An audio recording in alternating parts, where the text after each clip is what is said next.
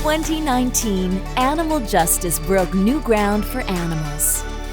With unprecedented federal legislation passed in Parliament, a courtroom victory that overhauled how we enforce animal cruelty laws, the biggest ever Canadian animal law conference, and a record number of media features.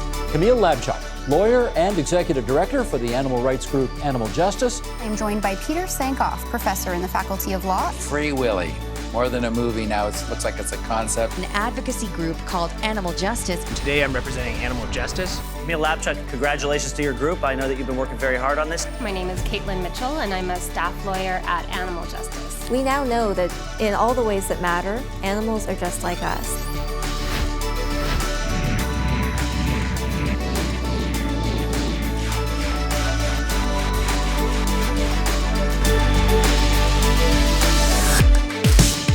"2019 was the year you convinced Parliament to pass 3 major animal protection bills.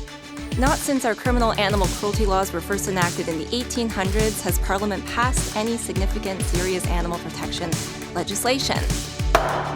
After years of debate and delays and determination too in both the Senate and the House of Commons, Canada's so-called Free Willy Bill has finally been passed by Parliament. It's certainly not possible to imagine that these creatures could live in swimming pools. The science is clear. Keeping them in a tiny tank is just something that Canadians no longer accept. Keeping them captive is about to become a crime.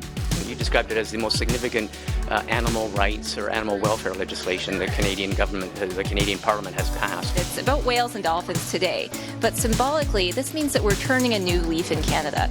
Our laws are seriously outdated. For the first time in Canadian history, Parliament has passed an animal rights bill and is close to passing one more.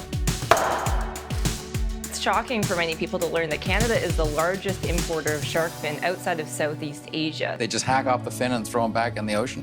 After over a decade of advocacy from people across the country, Canada closed its borders to shark fins, saving countless sharks from a cruel death. A ban on shark finning and on the trade of unattached fins here in Canada. 4 years after we first fought against bestiality at the Supreme Court, animal justice played a key role in outlawing all animal sexual abuse and fighting. First, I want to give credit to the many advocacy groups that have paved the way for this bill. Animal Justice. People in this country do care very, very much about protecting animals. Parliament unanimously passed our amendments to the bill. We ended a mandatory death sentence for birds rescued from cockfighting, and they agreed that judges should be able to ban offenders from having animals. This was a helpful suggestion originally made by one of the important stakeholders who testified before the Justice Committee, Ms. Camille Labchuk. Not only was 2019 a powerhouse year for us politically, but it was also a big year for us legally. We went to court in a case challenging the removal of anti-Canada goose ads from Toronto transit shelters, fighting to stop the illegal silencing of animal advocates and protect free speech. For animal advocates to be able to get out their message on public spaces is absolutely essential to the goal of advancing animal rights. We're helping a vegan firefighter who's suing his employer after he was denied vegan food on the job fighting wildfires. The case could set a much-needed precedent that vegans are protected by human rights laws in Ontario. And in a groundbreaking ruling, a judge agreed with Animal Justice that it's problematic for private charities to enforce animal cruelty laws. A judge has struck down the enforcement powers held by the province's Animal Welfare Agency, calling them unconstitutional. And Animal Justice felt like we had to be in the court to make sure the judge heard what was best for animals. And for us, transparency and accountability are good for animals. For more than 100 years, government has dumped the protection of animals and investigations relating to animal cruelty in the laps of a private organization. As a result, the Ontario SPCA stepped down from enforcing animal cruelty laws. The National Animal Law Advocacy Organization, Animal Justice, supports OSPCA's decision to withdraw from enforcement. The province needs to move towards an animal cruelty enforcement regime that is more robust and properly funded, transparent, and accountable. This forced the Ontario government to take responsibility for animal protection. After months of consultation, we believe that a provincially operated system is the best approach to ensure the highest standard of animal welfare enforcement province-wide. In 2019, we confronted animal cruelty in all its forms. An animal rights lawyer says police should consider criminal charges against a Lethbridge officer that repeatedly ran over an injured deer. We took the fight south of the border, telling U.S. regulators not to approve import permits to let Marineland ship 5 belugas to a Connecticut aquarium. Bill S-203 was also intended to clamp down on the international trade of live cetaceans. We fought rodeo cruelty.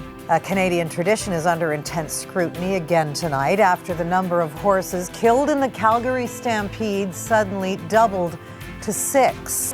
One animal welfare group wants to challenge the rodeo in court under Alberta's animal cruelty law. We believe that rodeo events should cease to exist. There's actually a number of jurisdictions who already banned rodeo events because they are so cruel and they inherently cause pain, fear, distress, and suffering. We helped get charges dropped against 2 Edmonton animal advocates, and we even debated a dairy farmer on television. Camille, Bonnie is extending an invitation. You want to take her up on it? Happily, Bonnie, and I hope you'll get your large mass chicken farmer producer friends to let me into their barns too, but I'm doubtful. This year, we helped grow the Animal Justice Army by hosting our first political lobbying training workshop. Election, October 21st. This is the time. We helped Canadians vote for animal-friendly candidates in the federal election by endorsing animal champions. And 25 of them were elected to Parliament. Our popular Paw and Order podcast entered its 2nd year and won a Legal Podcast Award. We continued to mentor the next generation of animal rights lawyers through our student program. And we hosted over 200 guests at the inaugural Canadian Animal Law Conference in Halifax. The world's most influential living philosopher, Professor Peter Singer. Looking at questions about justice for animals, looking at questions about the deficiencies in the law for animals. A big thanks goes to you, the best supporters imaginable, for standing by our side in 2019. And get ready for 2020, because we're launching the Animal Justice Academy, an online training program for animal advocates. We'll be fighting the dangerous ag-gag legislation in Alberta and Ontario that makes it illegal to expose abuse in farms. But it's about one thing and one thing only, and that is trying to conceal animal cruelty. And of course, we'll be back in court to better protect animals.